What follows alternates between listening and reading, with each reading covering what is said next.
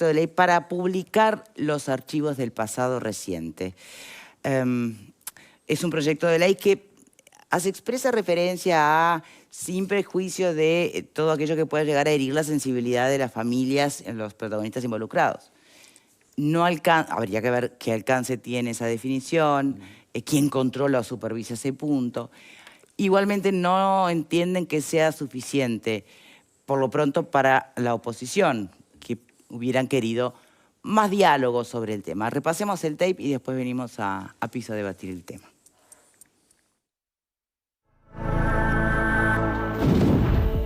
El proyecto de ley elaborado por el Poder Ejecutivo y a estudio del Parlamento propone crear una sección en el Archivo General de la Nación con documentos relativos al pasado reciente y a las violaciones de los derechos humanos.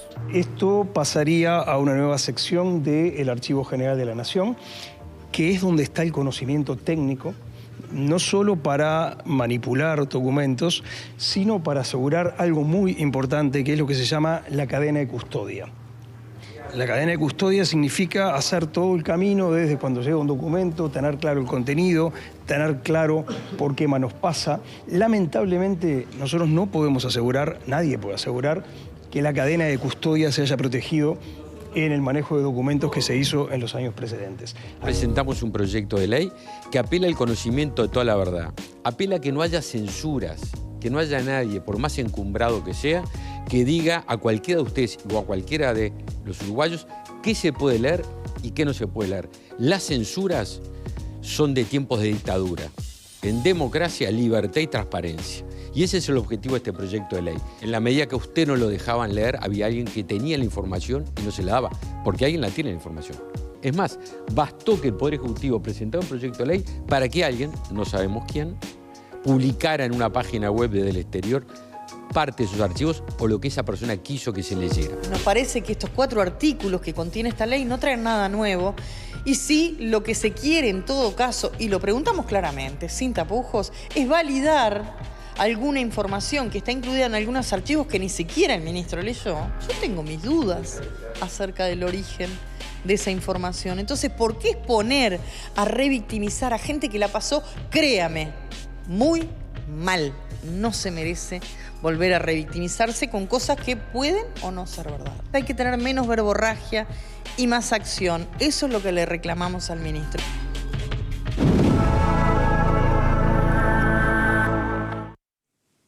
Bien, ¿podrían ayudarme a entender cuáles son las dos miradas que hay sobre este tema? ¿Es en clave de querer o no querer saber la verdad? ¿Es en clave de cuidar la intimidad o la sensibilidad de las familias de las víctimas? Porque acá en el tape escuchábamos esa cuestión de por qué revictimizar, pero ¿es eso el camino? ¿Acaso no serían los primeros en querer saber la verdad, las familias de las víctimas? ¿En clave de qué hay que analizar este tema? ¿Pepe? Bueno, como periodista yo no puedo analizarlo en otra clave que no sea la transparencia siempre de toda la información. Yo quiero conocer absolutamente todo. También reconozco que hay tratamientos de determinados elementos. Los Panama Papers podían traer mucha información. Ahora, si alguien no se dedicaba a estudiarlos, a pasarlos por el cernidor, a tratar de definir qué era importante y qué no, con lo cual también ahí se plantea un grado de subjetividad. Pero eso no es un punto de censura, si es se un grado quiere. de subjetividad importante. Sí, lo que para mí puede ser importante puede no serlo para otro. Pero hay un sistema de trabajo también que permite que esos archivos no sean un montón de papeles, ¿no? Que es lo que me parece que le da el valor. Estoy a favor de la transparencia de todo. Quiero saber, conocer los chats de Astesiano, como quiero conocer lo que dijo Leal, de por qué había ido a encontrarse con la familia de Astesiano. Quiero conocer todo, como periodista y como ciudadano. La diferencia es que todo estos archivos... sin importar la fuente, sin importar el origen. Es que las fuentes se determinarán en todo caso, porque siempre la fuente, cuando yo presento algo como fuente, se supone que estoy haciendo un trabajo profesional, que es lo que espero de alguien que se dedica, en este caso, a trabajar sobre un archivo y a sistematizar la información, que lo está haciendo en forma profesional. Estoy a favor de la transparencia. Ortega, ¿a favor de qué estás? Mira, como amante de la historia, investigador y escritor, estoy a favor de la transparencia. Bien. Como defensor de los derechos humanos, esto me genera un párate. ¿Por qué? No un no, sino un, hey, vamos a tomarlo con calma.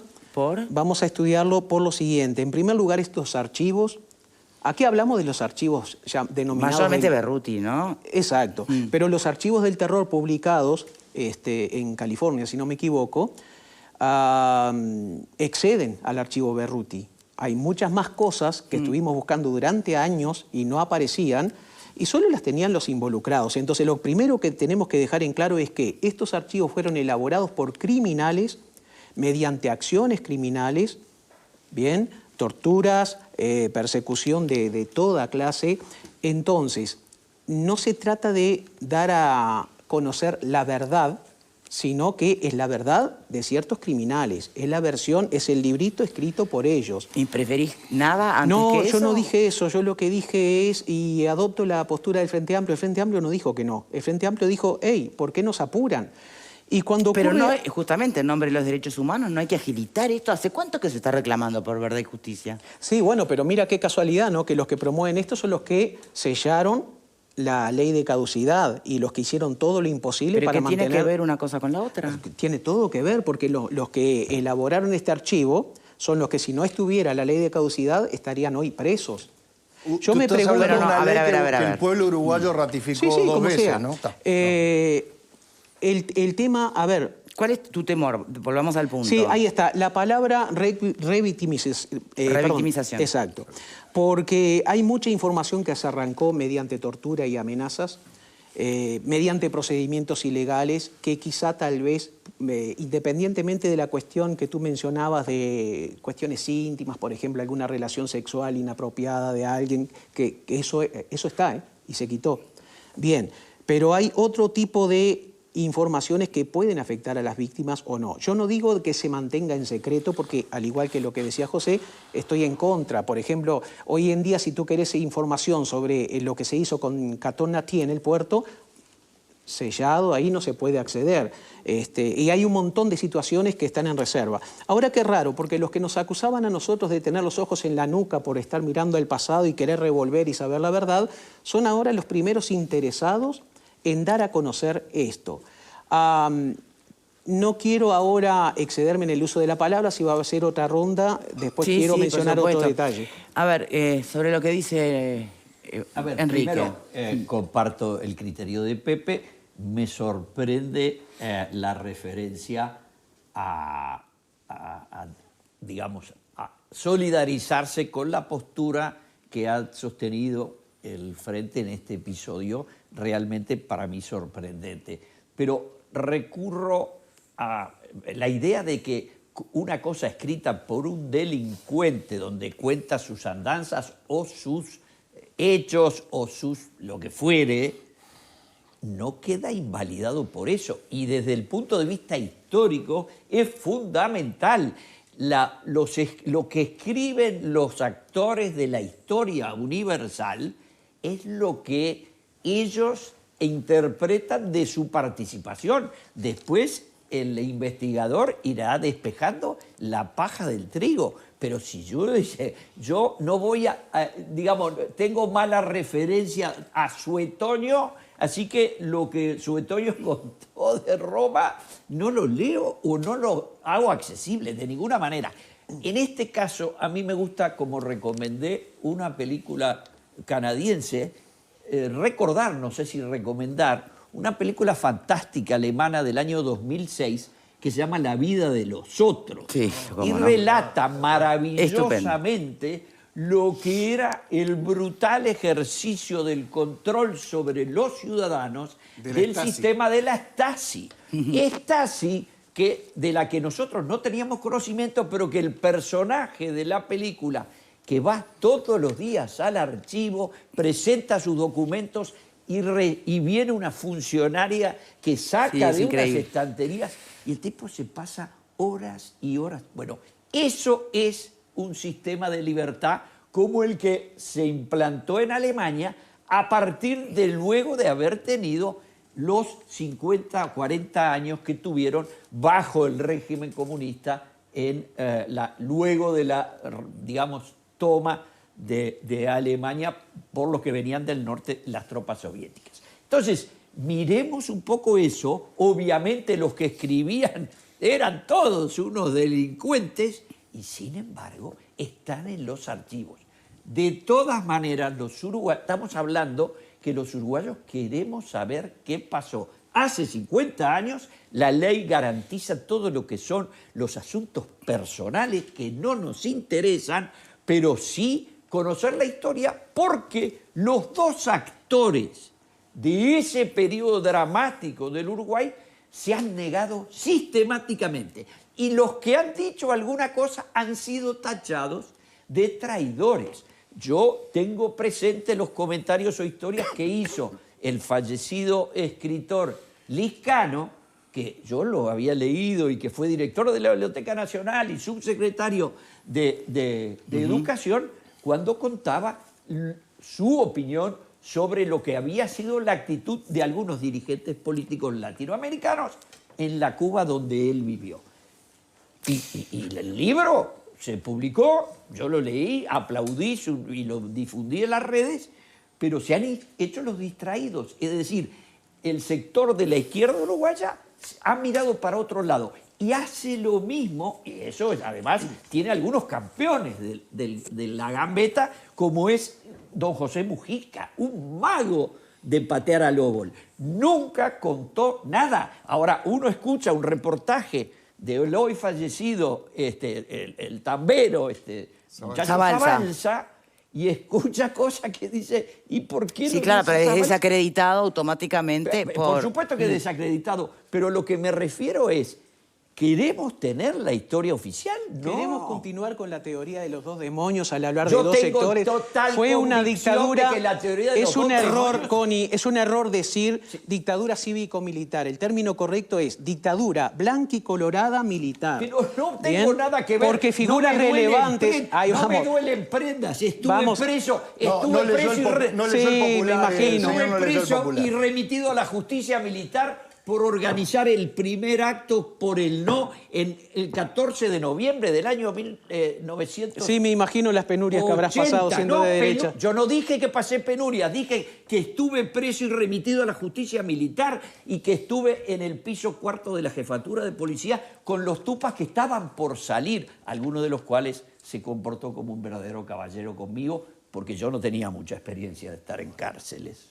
Bien. Bueno. No voy a hablar de los comunicados 4 y 7 y el diario El Popular porque no corresponde. Pero voy a ir a este tema puntual de cómo nace, ¿no? Sí, pero yo creo que el Frente Amplio está borrando con el codo lo que escribió con la mano. En el 2008 impulsaron una ley que se llamaba los archivos de la memoria. Le daba al Archivo General de la Nación, además establecían un lugar físico para tener los archivos de la memoria. Entonces todos dijimos, bueno, acá a partir de esto vamos a desclasificar documentos, vamos a desclasificar información, pero ¿qué pasó? Al mismo tiempo que hacían esa ley, casi en el mismo mes, hicieron la ley de derecho a la información pública, que es fantástica porque te da el derecho a solicitar la información pública, pero después hay 3 o 4 artículos que te dicen que por 4, 5, 6 o 7 razones no tenés ningún derecho a desclasificar determinado tipo de información pública. Y es en base a eso, que yo creo que por ahí viene lo del ministro García, el ministro García va a 2 resoluciones, una del año 2011 del Ministerio de Defensa y otra del año 2012, donde hay 153 archivos que lo declaran reservados. 151, porque hay 2 que lo pasan luego, en el del 2012, a la categoría de confidencial. ¿Y de qué temas hablan estos archivos que metieron por abajo de la alfombra para que nadie se entere? Bueno, muy bien. Uno dice, integran en esta documentación información, documentos que relaciona presos, perseguidos, desaparecidos, asesinados políticos, habilitaciones para el ejercicio de derechos cívicos y ejercicio de cargos públicos, información de inteligencia vinculada al narcotráfico, imagínense, de esa época, estamos hablando mucho tiempo atrás, juicios políticos y testimonios de un ex torturador, personal de las Fuerzas Armadas, delegados, candidatos y afiliados de los partidos políticos. Hermano, si esto no te interesa saber, si esto te interesa ocultarlo, ¿tá? Es porque estás en la misma que decía el Connie recién, la Stasi. Estás manejándome una política de tipo comunista, de tipo ocultista, secretista, que yo creo que es bueno es bueno desarchivar, desclasificar. Acá había mucha cosa que... Falta una viejita que levante el tubo Sí. y diga, aló, Heber. Aló, Heber, sí. Sí, a pero a ver. vos esto que estoy diciendo no te conviene, Ortega. Yo No, sé que te cae grueso, porque además te hace acordar a cuando Tabaré Vázquez no leyó las actas del tema Gabazo. Te hace acordar a muchas cosas que es lamentable que sucedió durante los 15 años del gobierno del FA. Así que yo me quedo con lo que dijo Pepe. Información transparente, le duela a quien le duela. A ver, y que aparezca esa bien. información. ¿Puede rebatir Ortega esto? Sí, lo que sucede es que no pretendo convencerlos a ellos porque ya tienen una postura. No, a ver, no, nunca yo es creo que convencer aquí al otro, estamos sino frente a para un que sea un trabajo. televidente. Quiero resaltar lo siguiente. Yo comencé diciendo que como escritor, amante de la historia y tal, estoy a favor de que se dé a conocer bueno. todo. Eso yo lo aclaré. Solo que lo que me ponía un poco en cierta reserva es que sé cómo se manejaban estos muchachos. ¿Bien? Votantes, por cierto, de los partidos tradicionales, eso también hay que decirlo, ya que vamos a hablar claro, ¿no? Lo del Porque no comunicado creo que 4 esta y 7, gente, no lo del creo que popular. ni uno de ellos votara al Frente Amplio. Bien, pero como sea. De todas maneras, yo lo que tengo una posición intermedia de que eso se tendría que manejar en el ámbito judicial y de derechos humanos con cierta reserva. Pero no estoy diciendo que no, lo que decíamos es ¿por qué el apuro? Y yo tengo la respuesta, yo ya perdí la ingenuidad hace tiempo. ¿Cuál es el Esto va a apuro? tener un manejo político por parte de los partidos tradicionales. A ver, estos que publicaron en el exterior los archivos del terror, lo hicieron a poco de que el ministro anunciara o el gobierno anunciara de que iba a presentar este proyecto de ley. En la introducción, si tú lees, sacás la conclusión de que fue un grupo de izquierda, porque por el lenguaje que utilizan da toda la impresión. Bueno, eso se llama trabajo de contrainteligencia. Pero aquí estamos en el, y te lo decía antes del programa, en el ámbito de las especulaciones, porque no sabemos realmente quién publicó esos archivos. De todas maneras, no estoy de acuerdo con Samuel Blixen, y lo digo respetuosamente, leí un artículo de él, que dice que esta gente le hizo una zancadilla al gobierno al dar a conocer los archivos que o por los cuales iba a haber Y se adelantó un a proyecto este de ley. momento, ¿no? Sí, pero zancadilla o alguien en alguna parte y por algún motivo quiso sacar a luz esto que se mantuvo oculto durante muchísimo tiempo. No sé, creo que tiene varias lecturas. Te concedo, Connie, la parte de... Más allá de cualquier manera, perdón que interrumpa, pero más allá de todas las teorías elucubrativas y conspiranoides que puedan querer o inventar o visualizar, con convicción o por juego político, no importa. Más allá de todo eso, en lo concreto, ¿realmente es mayor el temor a la revictimización posible en nombre de los derechos humanos de las familias de las víctimas, ¿no? Frente a todo lo que puede salir a luz y ayudar y aclarar e ilustrar para el resto de un país? Mira, en tu excelente pregunta, muy inteligente, está reflejado o reflejada mi inquietud. Eso es lo que quise decir, tú lo planteas en forma de pregunta y yo digo, bien, estamos frente a un dilema. La revictimización por un lado ¿Y por qué se parte de la base? Esa es otra pregunta, que no es para que usted me la conteste, me la tendría que contestar a alguien de familiares, por ejemplo, ¿no? Claro. ¿Por qué parten de la base que la información que pueda salir allí vaya a suponer una revictimización? Ah, bien, pero eso sí te lo puedo contestar en forma concreta. Pero lo que te quiero terminar el tema anterior es, lo que yo planteo es una inquietud, es una duda. Yo no dije estoy en contra. No, ¿vale? está bien, está bien. Vale. Sí, sí. Bien, pero todos sabemos cómo se manejaba esta gente. O sea, a muchos detenidos les llevaban un papel para firmar y no los dejaban pero ni leer lo que firmaban. O firmabas o te continuaban torturando. Entonces, la información que figuraba por allí era la que ellos querían. Y ellos no van a poner por escrito, por supuesto en las actas, interrogamos a fulano, le aplicamos la picana, luego el submarino, luego el potro. Esas cosas no se detallaban. Esos son los buenos de la película. Pero, Connie, para terminar el punto contigo, quería decir todo lo que mencionaste a nivel histórico, totalmente apoyado en eso. En eso no hay discusión. Solo quería que entendieras que a mí me genera esa inquietud y después está lo que está detrás. ¿Por qué ahora, en este momento...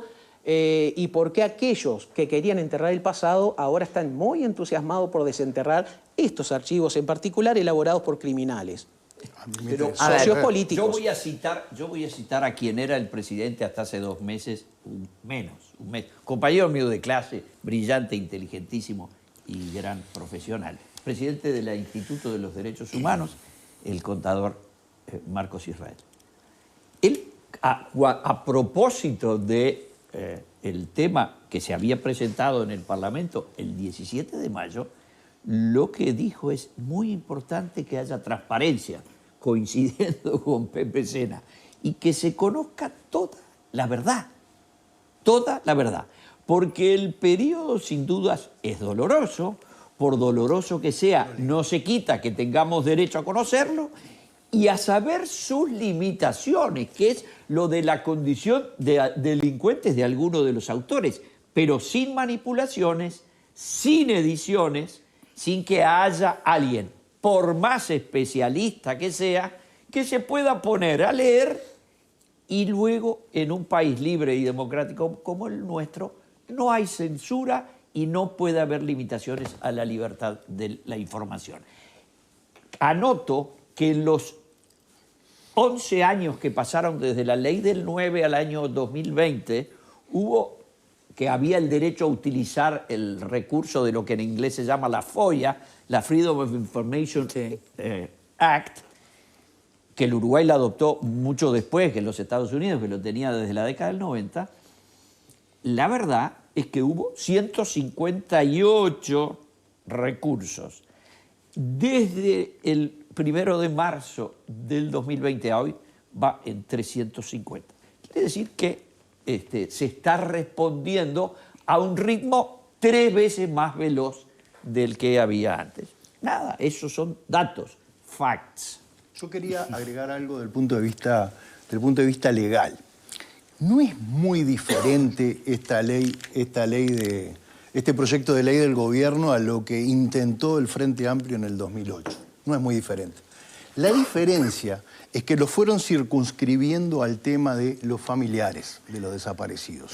O sea, el tema de las violaciones a los derechos humanos y punto. Y a partir de ahí, además, hubo después limitaciones, porque hubo un determinado comité que manejaba la información y ese comité y también el ministerio podía además ponerle a una cantidad de esa información, estos 153 archivos del que hablé hace un rato, le podía poner la limitación de la carátula de reservado o la carátula de confidencial. Lo nuevo que tiene como aporte este proyecto de ley es que, aparte de la violación de derechos humanos, le agregan todos los datos que son relevantes en cuanto a la historia cercana, reciente de este país. O sea, ¿qué pasó realmente al costado, dentro y por fuera de la dictadura militar? Que a muchos nos interesa saber. Por ahí se filtró algo que capaz que es una de esas informaciones que son malintencionadas, pero lo sabemos. O sea, el fiscal que hoy trata los temas de delitos de lesa humanidad era alguien que iba a visitar a un pariente guerrillero en la cárcel. Entonces, eso se filtró por ahí. Bueno, yo quiero tener esa información de primera mano, saber si eso es cierto o no es cierto, y me interesa ese tipo de información que puede tener que ver con los detenidos desaparecidos, pero que también puede tener que ver con una cantidad de militares que cometieron una cantidad de tropelías, o puede tener que ver con ciudadanos que en ese momento, la verdad, se la comieron doblada porque eran inocentes que estuvieron de paso. Todo eso me interesa conocerlo. Me interesa conocer los resortes que hubo detrás de la dictadura militar y si pudiera me interesaría conocer unos cuantos pactos que son la fuente de muchos de estos silencios que le preocupan a varios. Y yo creo que ese es el gran problema. También ¿Ese es el miedo del Frente Amplio en este momento? Estoy seguro que es que salga una cantidad de información que realmente sorprenda. Pero ya vieron a la el paraguas ciudadanía. entonces cuando dicen que es información que es extraída bajo tortura. Lo que pasa es que invalidarla. antes esa información su propia gente la clasificaba o la desclasificaba según la conveniencia. Ahora queda, según este proyecto, en manos del Ministerio de Educación y Cultura, del AGESIC y el Ministerio de Defensa Nacional. Si yo fuera del Frente Amplio estaría muy preocupado. Tenemos que hacer una pausa. ¿Usted no está preocupado? No, digo, hay cosas que no vale la pena responder. Bueno, no, me parece que es un punto válido. ¿Me lo responde a la vuelta de la pausa? Ya venimos, no me ya venimos, porque... ya venimos.